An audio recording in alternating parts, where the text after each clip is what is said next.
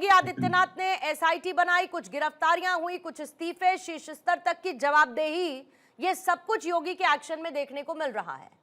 लेकिन एक राम भक्त के तौर पर यह राम भक्त का सवाल कि राम भक्त अब तक की ही इस कार्रवाई से, जो अभी तक का एक्शन लिया गया, उससे कितना संतुष्ट महसूस करें। पूजा जी नमस्ते। देखिए, राम मंदिर हम हमेशा से कहते आए हैं, हमारे लिए केवल एक मंदिर नहीं है, ये हमारे आस्था का प्रतीक है और हमारी पार्टी का जन्म तक इस राम जन्मभूमि के मूवमेंट के नाम पर ही हुआ था। तो आज जो भी हुआ है वो हर एक राम भक्त के लिए बहुत दुखद है, बहुत ज़्यादा। और जब हम राम भक्तों की बात करते हैं, मैं मानती हूँ कि वहाँ पर राजनैतिक लाइनें नहीं होती, वहाँ पर राजनैतिक आइडियोलॉजीज के हिसाब से हमारा विभाजन नहीं हो सकता। जो हुआ वो बहुत दुखद हुआ। लेकिन मुझे एक बात बताइए, क्या भाजपा सरकार ने किसी को बचाने की कोशिश करी? बल्कि जैसे ही समझ में आया कि कुछ घपला चालू है, सबसे पहले एसआईटी बनाई गई। एसआईटी की रिपोर्ट के आधार पर 8 लोगों का अरेस्ट हुआ। एसआईटी की रिपोर्ट के आधार पर आज भी इन्वेस्टिगेशन जारी है और हमारे मुख्यमंत्री योगी जी ने बार-बार ये आश्वासन दिलाया है कि किसी को भी बख्शा नहीं जाएगा, चाहे वो कोई भी हो, कितने भी ऊंचे पद पर बैठा हो, किसी भी आइडियोलॉजिकल बैकग्राउंड से आता हो। ये चोरी आपने केवल एक लीगल तरीके की चोरी नहीं करी है, गुनाह आपका केवल कानूनी नहीं है, आपने भगवान श्री राम की नजरों में भी इतना बड़ा गुनाह किया है और इसकी सजा हम पैसों में या समय में नहीं तोल सकते। इसकी सजा कड़ी से कड़ी दी जाएगी, जल्द से जल्द दी जाएगी। इस बात का मैं सबको आश्वासन दिलाना चाहती हूँ। और इन आरोपों का क्या कि बड़ी मछलियों को बचा रही है सरकार? जी, पूजा जी, मैं वही कहना चाह रही थी, इन्वेस्टिगेशन तो अभी जारी है, इन्वेस्टिगेशन बल्कि शुरू हुआ है। तो इन्वेस्टिगेशन खत्म होने से पहले कैसे कोई ये उम्मीद कर सकता है कि लोगों को अरेस्ट करके बिठा दिया जाएगा? देखिए, अकाउंटेबिलिटी की अगर हम बात करते हैं तो सरकार ने अकाउंटेबिलिटी पूरी ली है, बल्कि अकाउंटेबिलिटी के नाम पर चंपत राय, अनिल मिश्रा जी, ये सब एक कदम पीछे हट गए और उन्होंने कहा कि जब तक इन्वेस्टिगेशन पूरा नहीं होगा, हम अपने हम अपने पद पर नहीं वापस लौटेंगे। तो जहां तक ट्रांसपेरेंसी और अकाउंटेबिलिटी की बात है, सरकार अपने लक्ष्य में बिल्कुल साफ है, बिल्कुल दृढ़ है। और मैं वापस यही कहना चाहूंगी, आप योगी जी की बात सुनिए, उन्होंने 15 दिन का समय मांगा है।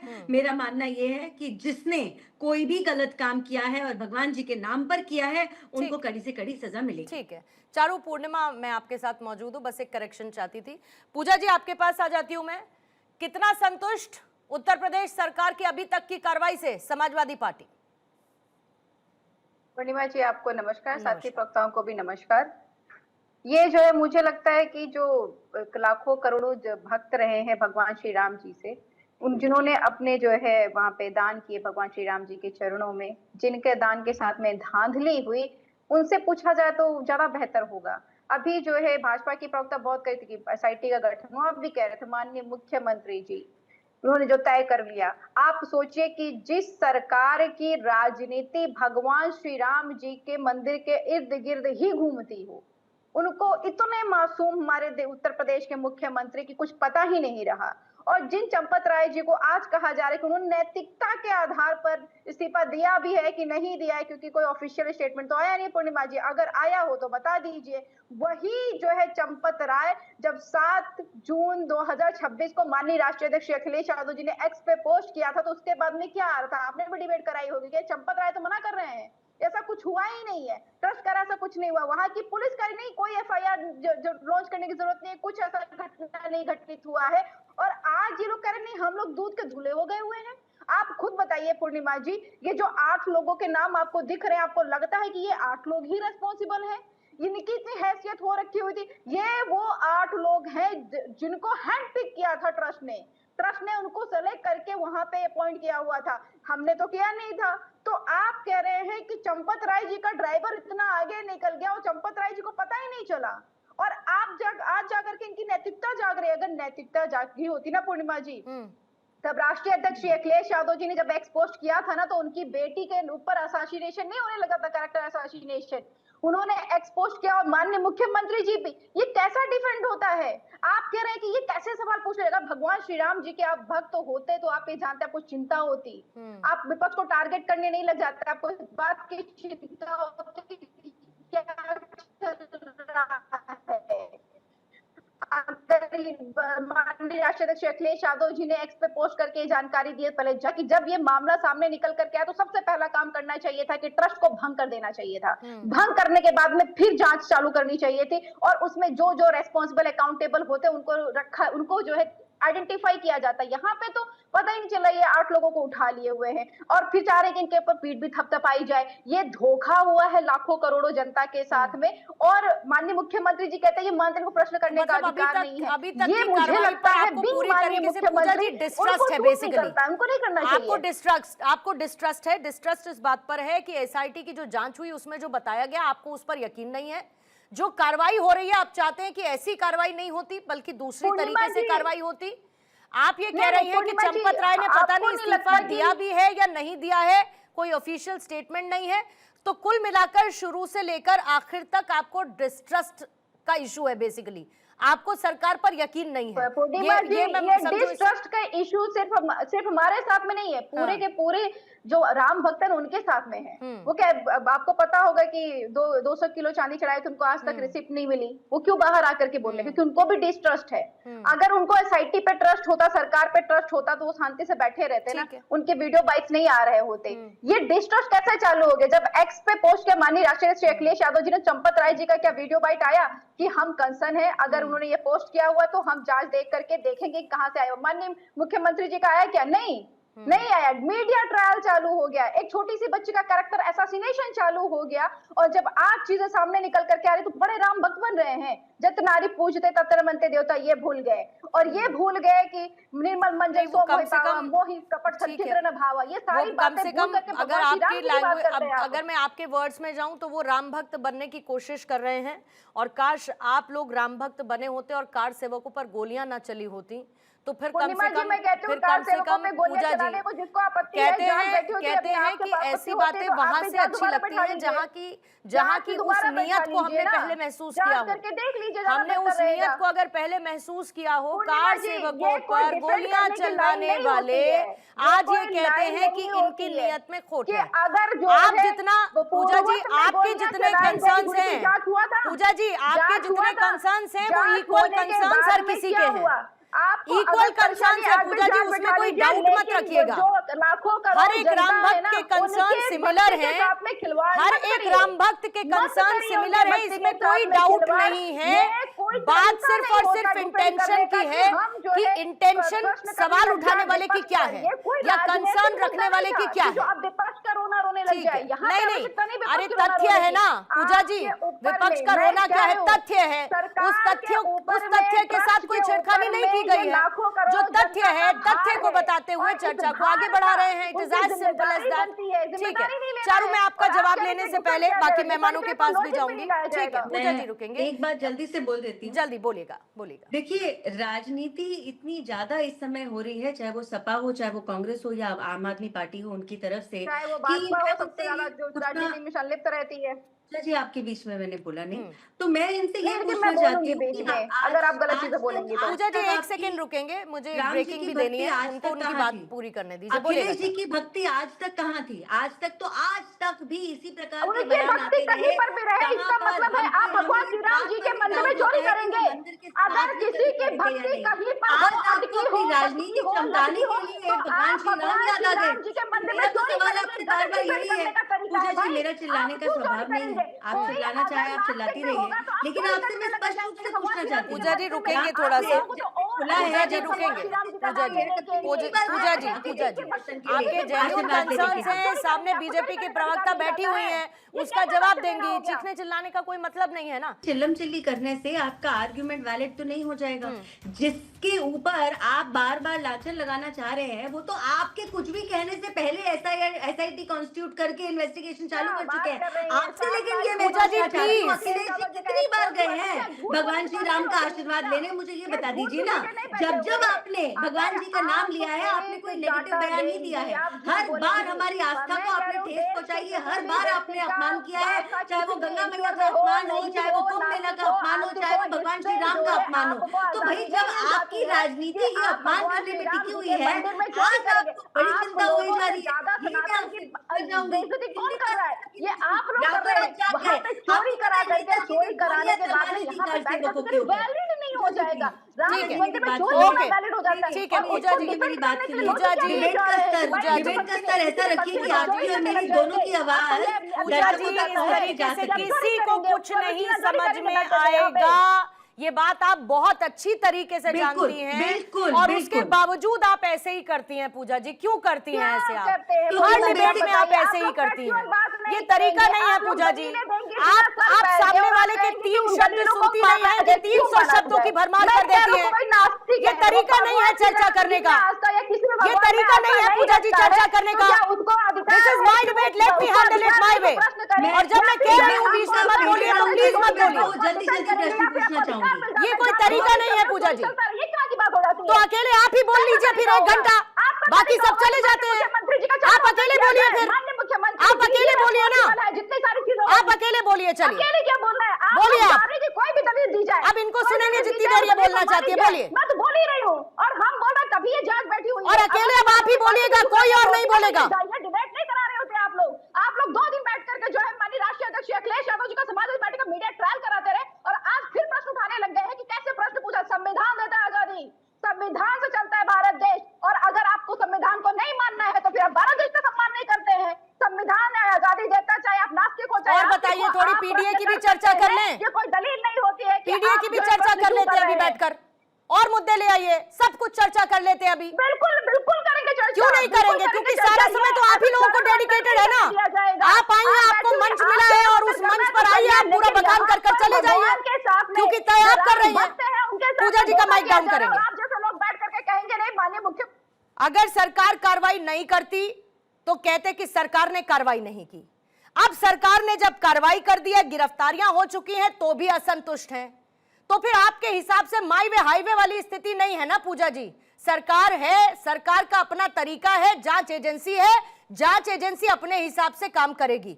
रंजन सिंह साहब, सवाल बार बार यही उठ रहा है विपक्ष की तरफ से कि एक तो विसल ब्लोइंग नहीं हुई, ये सब कुछ अगर हो रहा था तो ऐसा तो नहीं हो सकता कि जानकारी ना हो, और जब जानकारी हुई तो ऐसा आरोप विपक्ष का है कि क्योंकि अपनी छवि बचानी थी, क्योंकि उत्तर प्रदेश में चुनाव होना है, इसीलिए दिखावे के लिए बस कार्रवाई कर दी गई है सरकार की तरफ से। पूर्णिमा जी नमस्कार, सारे को पैनलिस्ट को नमस्कार। नमस्कार सर। पूर्णिमा जी, जिस तरीके की विपक्ष की चिंता है, जो सवाल ये उठा रहे हैं, ये सवाल इनका उठाना लाजमी भी है, और मैं इनके सवाल का स्वागत भी करता हूं। लेकिन जब ये सवाल उठा रहे होते हैं तब कई बार ये सवालों के घेरे में खुद आ जाते हैं।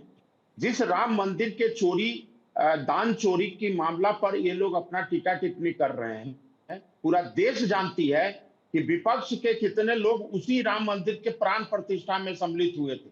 आदरणीय अखिलेश यादव जी को आमंत्रण के बावजूद भी उनको राम से उन्होंने परहेज किया था।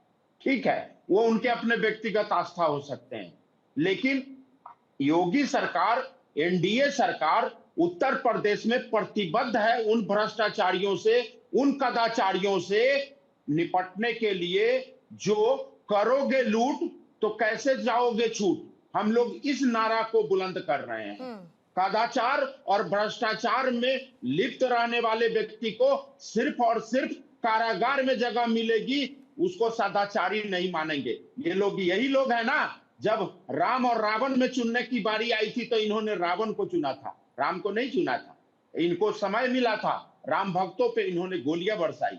आज ये बैठ के टीवी डिबेट में अपने आप को राम भक्त साबित करने के लिए ये आपके सामने राष्ट्रीय चैनल पर बैठ के और देश के जनता को बरगलाने का काम कर रहे हैं। जनता भूली नहीं है, जनता सब कुछ देख रही है। लेकिन मैं आपसे कहना चाहता हूं कि योगी सरकार और एनडीए सरकार की प्रतिबद्धता है, जिसमें आदरणीय श्री चिराग पासवान जी हमेशा कहते रहे हैं कि 0 टॉलरेंस की नीति पर हम लोग काम करते हैं, चाहे वो कोई नेता हो या रसूख वाला कोई व्यक्ति हो।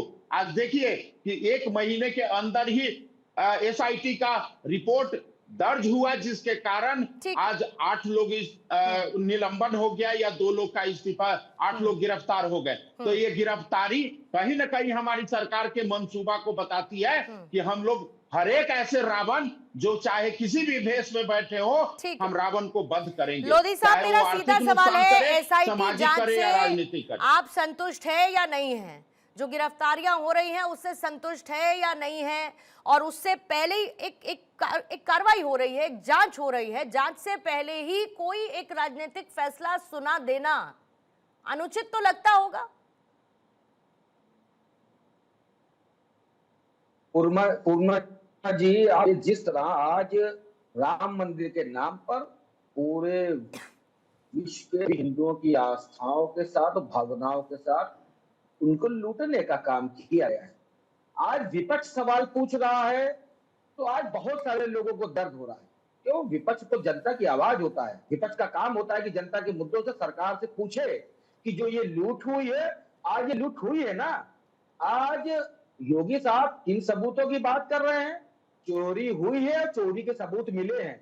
चाहे वो लौकुश जी के पिता ने बयान दिया हो, चाहे वो लेखा अधिकारी भाईपाल सिंह ने बयान दिया हो, और चाहे वो दीनानाथ वर्मा जी ने बयान दिया। लूट तो मंदिर निर्माण के पहले दिन से ही शुरू हो गई थी। आज सबूत इसलिए मांगा जा रहा है क्योंकि सबूत में आज वो लोग फंसे हैं जो लोग इस देश के प्रधानमंत्री माननीय अमित शाह, वो देश के प्रधानमंत्री मोदी जी के और अमित शाह खास लोग हैं।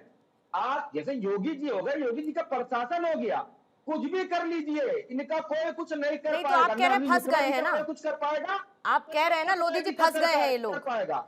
आप लोग कह रहे हैं ना कि फंस गए हैं। उर्मा जी, चोरी किन्होंने की? अगर फंस गए हैं और आप इतना शॉर्ट हैं ये फंस गए हैं, तो फिर सबूत आपसे क्यों मांगते? फंस गए हैं तो सबूत तो है ना फिर।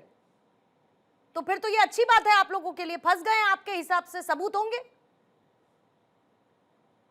देखिए पूर्णिमा जी, कालिया को बचाकर, कालिया को पकड़कर गब्बर सिंह को माफ नहीं किया जा सकता। भारतीय जनता पार्टी कालिया को पकड़कर गब्बर सिंह को माफ करने का काम कर रही है। इसलिए क्योंकि आज प्रभु नाम के मंदिर को लूट गए। हम लोग को सोचे थे जैसे, चलिए आपकी चिंता अच्छी लगती है, राम के अस्तित्व को नकारने वाले आज राम को लेकर चिंता करते हैं, तो बहुत अच्छी बात है। चारू जल्दी से जवाब देंगे इसका। जी जी, विशाल जी के मुंह से आस्था और प्रभु जैसे शब्द सुनकर मुझे अच्छा भी लग रहा है। कम से कम इनके अंदर का भगवान इतना तो जागा कि इनको आस्था का मतलब शायद समझ में आ रहा है। और अगर इतना भी हुआ तो बहुत अच्छी बात है, अच्छी बात है, इसी पर टिके रहिएगा। लेकिन विशाल भाई साहब, एक बात बताइए ना, आपके जो बड़े नेता हैं राहुल जी, आज आपको चिंता दिख रही है राम मंदिर की। अब तक कितनी बार गए हैं रामलला के दर्शन लेने? कितनी बार गए हैं राहुल जी, प्रियंका जी या उनके परिवार का कोई भी सदस्य?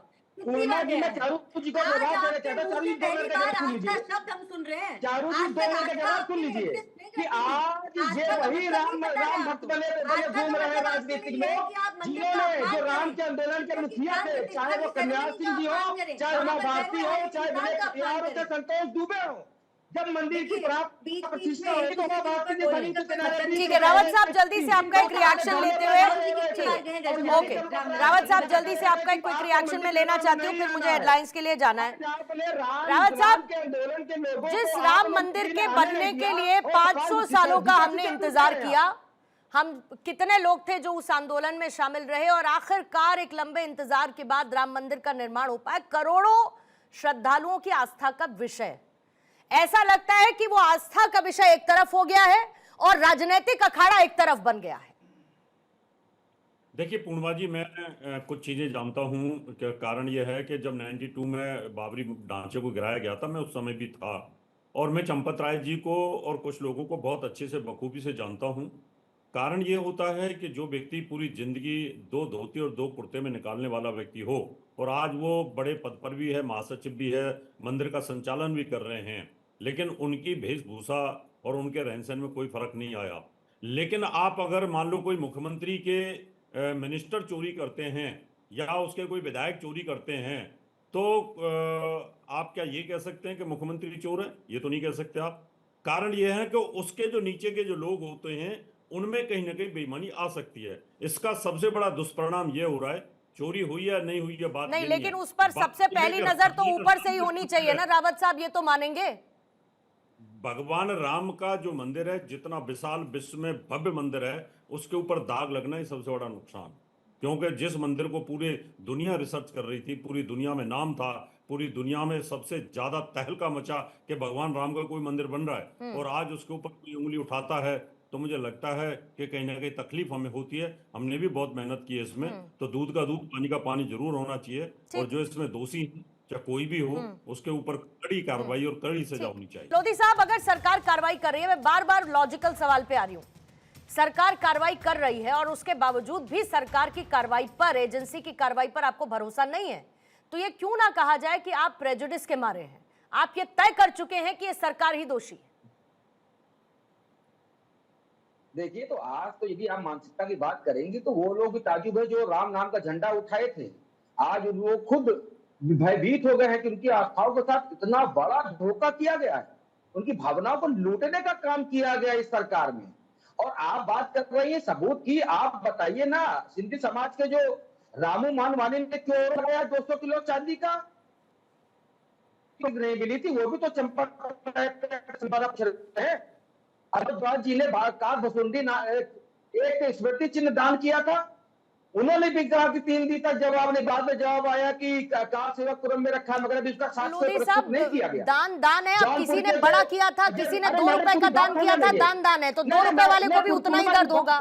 आस्था के साथ क्योंकि किया था, तो उसका ब्यौरा नहीं मांग रही हूं मैं ये कह रही हूँ के साथ हुई है, ब्यौरा नहीं, वो सवाल है जो सवाल लोग मंदिर ट्रस्ट पर खड़ा कर रहे हैं। जौनपुर के अजय विश्वकर्मा जी, पूरी बात हो जाने दीजिए, जौनपुर के अजय विश्वकर्मा जी ने भी कहा कि हाल पादुका जो हीरे जनित थी, उन पर सवाल खड़े किए, पूजा जी सवाल खड़ा कर रहे हैं जिन्होंने मंदिर में दान दिया है। ट्रस्ट और ट्रस्ट के माध्यम से लोधी साहब जवाब देने के लिए समय तक सीमित रहेंगे लोधी साहब, इसीलिए टाइमर रख रही हूँ मैं।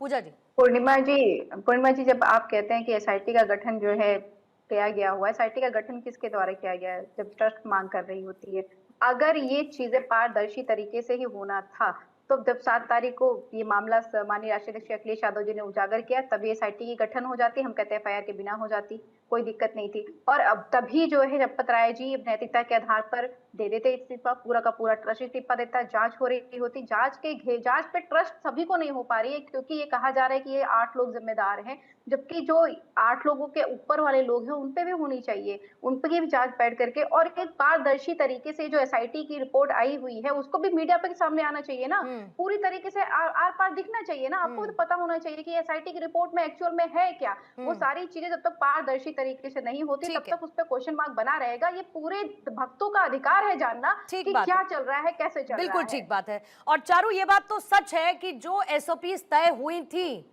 जब 2 लोगों के बीच में, 2 संस्थाओं के बीच में, चाहे वो बैंक हो या फिर दूसरी तरफ ट्रस्ट हो, जिम्मेदारी बांट दी गई थी, तो नियमों की धज्जियां तो उड़ी हैं, वरना ड्राइवर के पास चाबी नहीं होती मैम।